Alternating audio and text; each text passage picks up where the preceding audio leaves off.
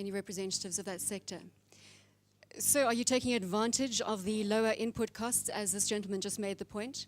There will be an advantage, and I agree with the last speaker that there is an opportunity, medium-term opportunity which will come where I think not only for projects, also for the general public, affordability with high raw material prices was a major problem across the countries. And I think what is going to happen is a lot of projects which were in the pipeline will become much more affordable and will create demand. So I think in the short term, the advantage of lower prices is going to be an advantage. Lower oil prices will be another advantage. I'm sure there will be benefit on Forex, and prices will come down. The short-term benefits may not be there because everybody probably is sitting on high-priced material, but it's an issue of 2-3 months, and then I think we would be in a situation where we will have benefits of the lower prices.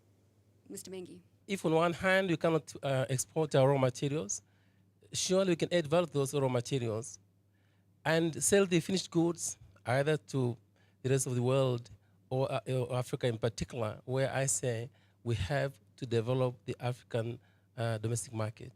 East Africans, where they are in Europe or North America, will be the worst hit by the credit crunch. So what I did was to immediately post on our website an invitation for the diaspora to start investing or bring their money to our bank. So what we did was to remove all the commissions of sending money to the country. So we've made it zero.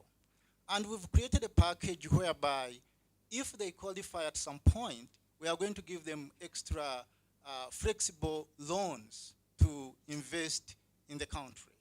And another thing that has been mentioned is value addition. That was not done by our bank, but it was done by the country. So what we have done is create what we call bourbon coffee.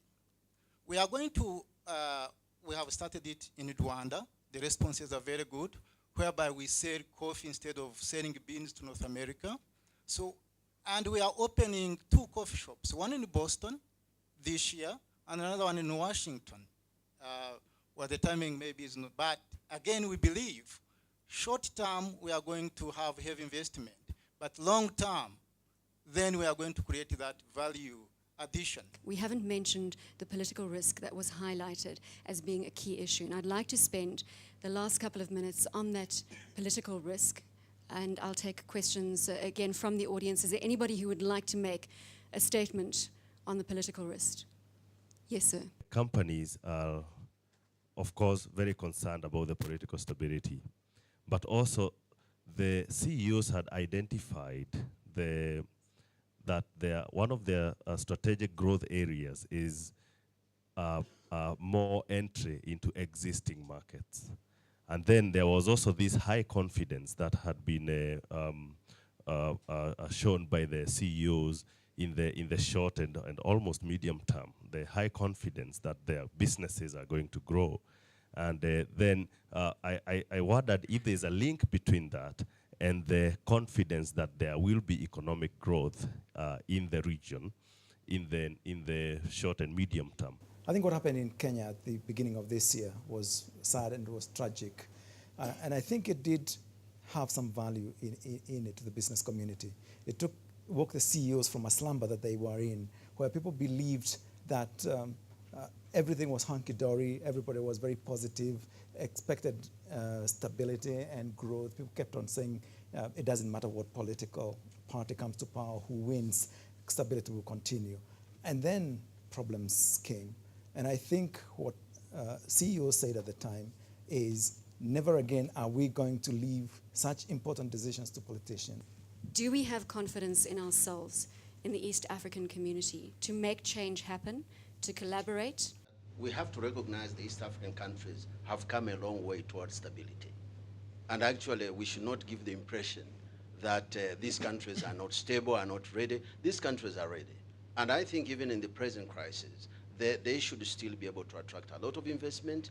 And we should bear in mind that in the present world situation, we've seen what is happening in India now. And that's sadly regrettable. But these are aberrations. These are things which will happen in countries, but I think East Africa is moving towards the right direction, And I believe we are really ready to expand our markets and investments. Thank you very much, Mr. Moshe. Mr. Muchene. Okay, we're approaching 2009 when there is this threat from the global financial crisis. And I think it's very easy for us to look at the whole issue globally, look at the macroeconomic issues. I would say that whilst that is important, it's perhaps even more important to look at what that means to individual organizations. When we again talk about us driving our businesses across East Africa and expanding the markets, many times we focus, like Waitito was saying, on the 25% that is urban across East Africa. We have wealth across another 75%. And maybe as we deliberate into the future, we need to be looking at sharing the excellence of how you can drive the wealth across the bottom 75%, what is often called the bottom of the pyramid. To make our economies more resilient to external shocks, we should have macroeconomic stability, fiscal prudence by government so that they don't have to be forced into sharp cuts in expenditure, business confidence growing and supported by political confidence and stability, and lastly, but not least, flexibility of markets to make sure that resources are moving around to where they can be used most effectively. Governor, thank you very much, and thank you very much for your time this afternoon. I know it's greatly appreciated by everyone in this room. I think, gentlemen and ladies, I'm sorry that I haven't been adding the ladies part, but that brings us to the end of this broadcast. And once again, I just want to leave you with that thought. You have strength in numbers, and capital flows where it is welcome. Thank you very much. From Bronwyn Nielsen, CNBC Africa.